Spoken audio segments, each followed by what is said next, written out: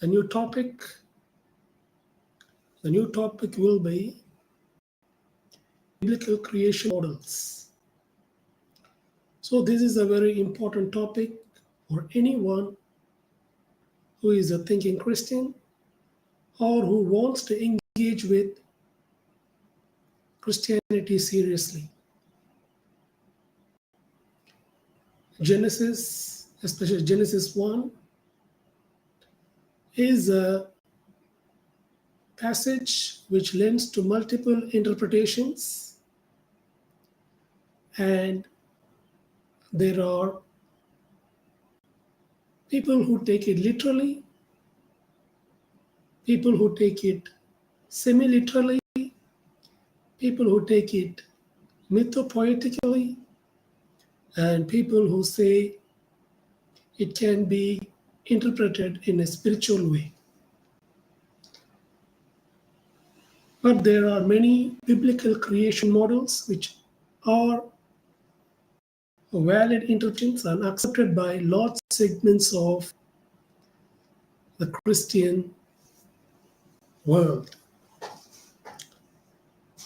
So we are going to look into each and every one of them. And today, I intend to share with you the FAQs, or frequently asked questions, in this topic. And that will be our starting point because it will give you a broad understanding of the common things. So frequently asked questions will help you with a very good start. Okay, it can clarify a lot of things, increase engagement, and it will help you follow the other videos which will be coming up after this episode. So this is the first in this year, the first video, 2025. So we'll be dealing with this topic.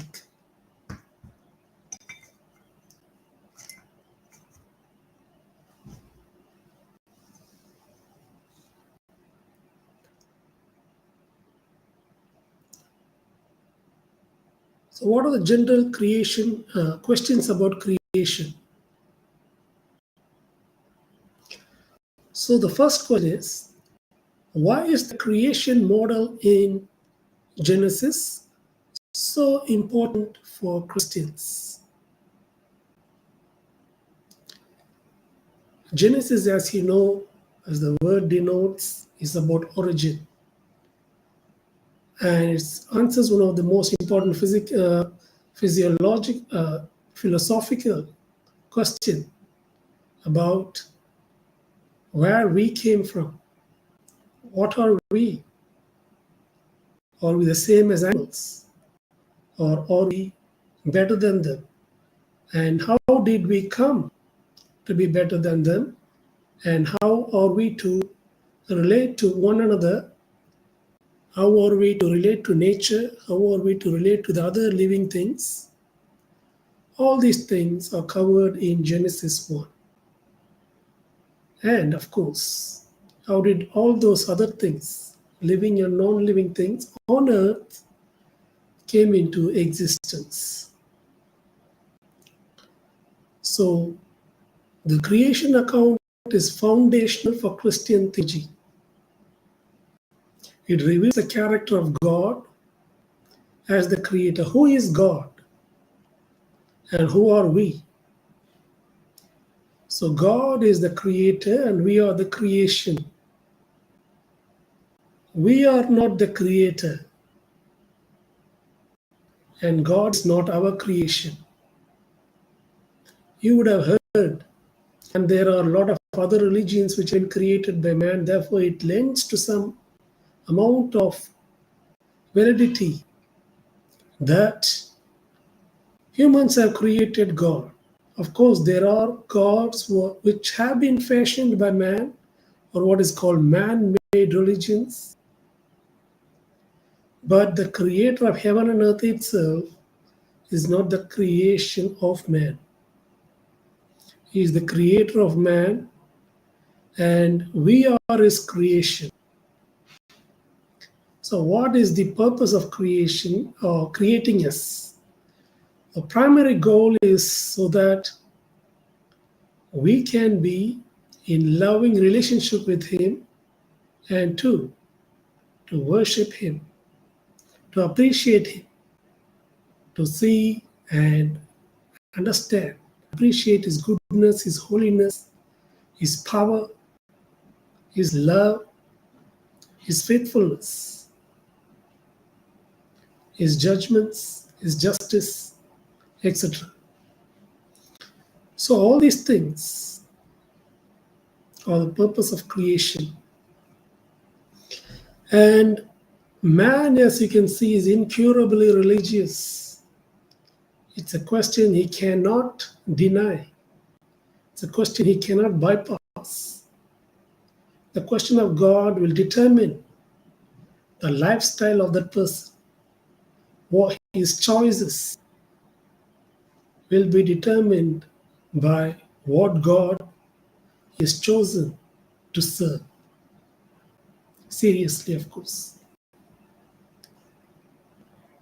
And therefore, this first chapter of Genesis origin becomes very important. If a man believes that there is a God, he will judge everyone, he loves everyone, and he has created a way for them to be saved, and he wants a relationship with him, and he believes that, his life choices will be very different. His worldview will be very different on the man who thinks there is no God, there is no accountability, you can do whatever you want. As Dostoevsky had put it very, very well in his book, The Brothers Karamazov, if there is no God, everything is permissible. And since the second brother Ivan does not believe in God, he teaches his stepbrother, and the stepbrother murders the father for the inheritance. Therefore, that could make a difference between whether your children will let you live as long as you want and deny themselves their inheritance, or they're going to finish you off and take the inheritance. You would have heard about a lot of godless kings who kill their brothers and fathers to take the kingdom. I cannot wait anymore. That's their phrase. But if there is a king who did not do that, even though he could have, it was King David, and that was because he believed in God. And that made all the difference.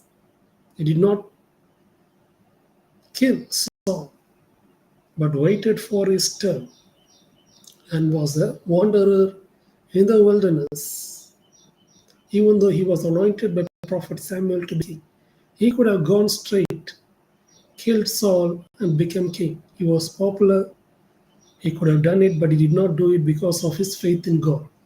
And that is the most important thing which will decide what you do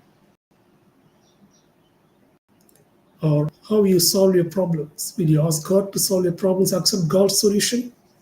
Or are you going to make your own way, killing and going up on the corpse, the dead corpse of those who were killed? Maybe it is metaphorically you're killing them softly, passively, or actively. All those will be allowed or permissible if there is no God, but if there is a God, everything is not permissible. So that is how Genesis 1 becomes a very important passage, which based on what you believe, it will determine your actions. So question number 2, is the creation account in Genesis meant to be taken literally? That's the central question when it comes to Genesis. The most important problem is, how do you interpret that passage? that chapter? Are you going to take it literally or not? That is the main question which will determine how you interpret Genesis 1. And of course, there are both literal interpretations, multiple interpretations, and multiple non-literal interpretations.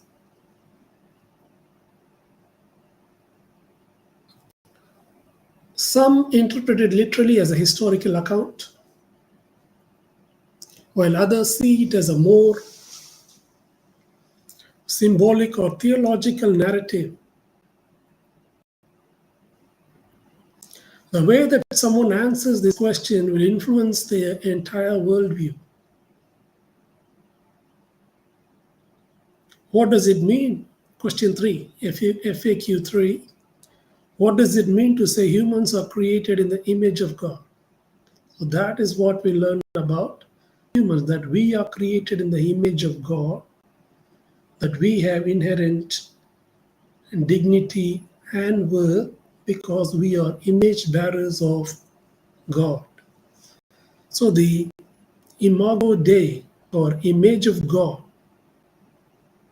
means that we are reflecting aspects of God's nature, including reasoning, creativity, morality, and the capacity for relationships.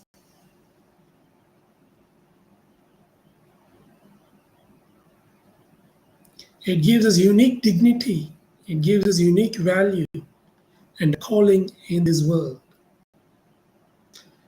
This is a gift that we have received and that we must not take for granted. Unlike, say, Hinduism, where human beings are created from the different parts of the body of their God, and therefore are not equal.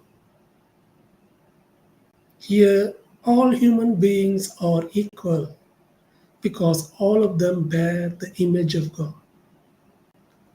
Whereas in Hinduism, you can see that there are inherently different levels of worth.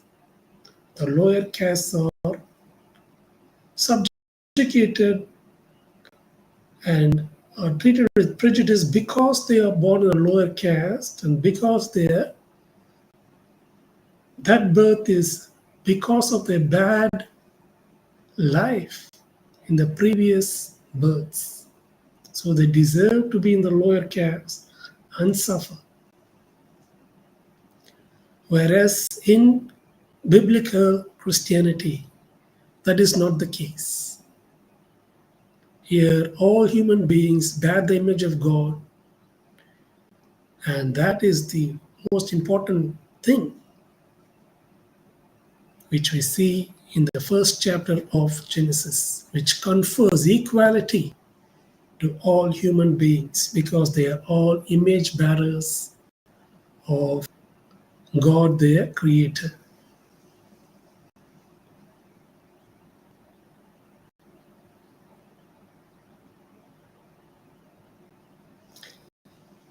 Genesis chapter 1 also plays into the idea of Sabbath, and Sabbath is a very important topic in Christianity, from literal meaning Saturday Sabbatarians, Sunday Sabbatarians, to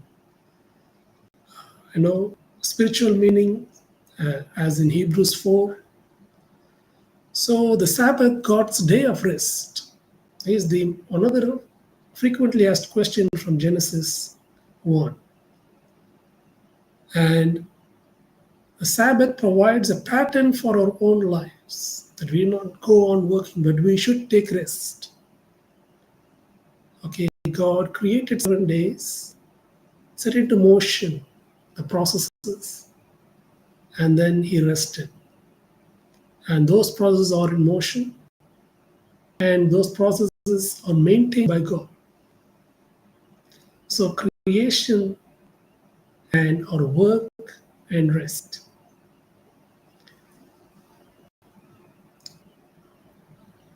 That pattern reminds us of the importance of rest and worshipping when you're resting, and reflection on God's goodness, and it forms the foundation for life, and it is rooted in the rhythms of creation. So we are created not as something which can go on working. There's a like a sun which goes on producing light.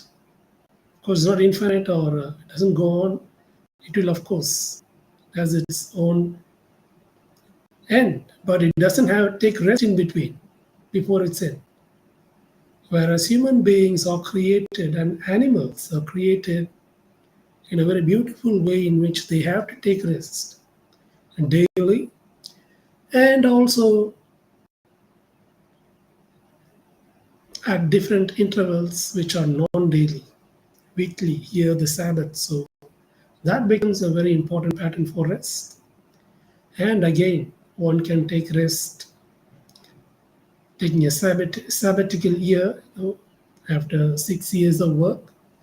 There are Christians who take 1 year off as a sabbatical year, Sabbath year of rest. So all those patterns and have been used for taking rest in Christian world. And that also shows that we need not worry about things and keep on working day and night. You need to take rest when you need to take rest, and do the work when you need to do the work. And God, submit everything to God and trust God. He will provide for us.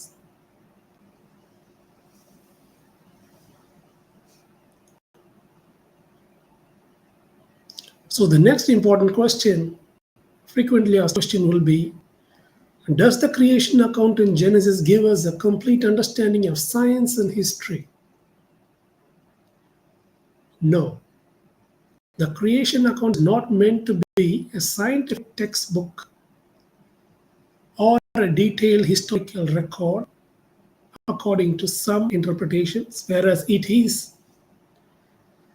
a record of what happened, and it is scientific according to other interpretations.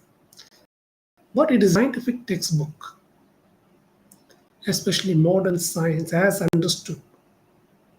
But it can be interpreted scientifically. So that's very important.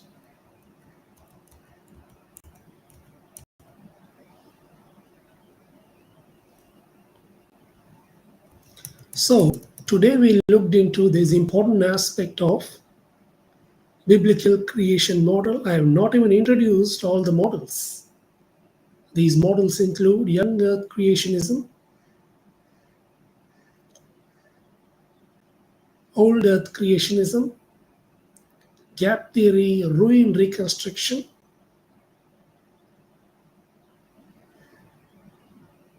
framework hypothesis, day age theory of progressive creation or old age creationism,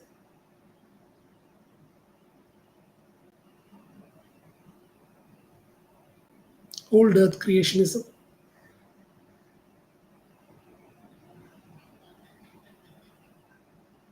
analogical day views, theistic evolution, etc. So this is a very comprehensive list of creation models.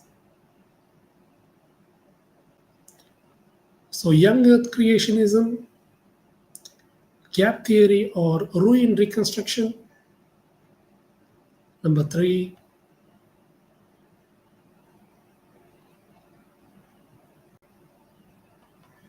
framework hypothesis. Number 4, theistic evolution. And number 5, old earth creationism or day age theory. So in young earth creationism, you have one day, literally as we understand day, 24-hour day, whereas in old age creationism, day age, every day refers to a eon of time, and that will come to millions of years. Whereas in literal young earth creationism, literalism, you get 7 days as in a week in which God created, even though it was before the sun. Sun on the days and revolve, everything was created. You have to understand it that way. So there are problems and there are insights from every one of these views. So I adopt the day age, old earth creationism, and there are a lot of models in that. And I've seen that the reasons to believe RTB model is the good one. So I don't need to take one of those models, but I do think old age creationism is a very reliable way of interpreting biblical data. Of course, theistic evolution is another which is also picking up these days, and we need to be open to all these models, and even the model which you do not know exists, which could be the true model. Okay, so we need to be open to all these models and we should not allow any one model to control our understanding of theology. So you need to develop the broad multiple model perspective when it comes to Genesis, and that will help you to engage with different types of people without this passage becoming a hindrance to them, or the become a hindrance to the preaching of the gospel. That is also a very important thing which we need to understand and apply when it comes to Genesis. So multiple model view, you have to adopt this view if you are interested in engaging with different types of people. Otherwise, you will be fighting over this and you will lose the opportunity to share the gospel. So thank you for joining. Hello, Naveen. Thank you for joining. God bless you. Jesus loves you.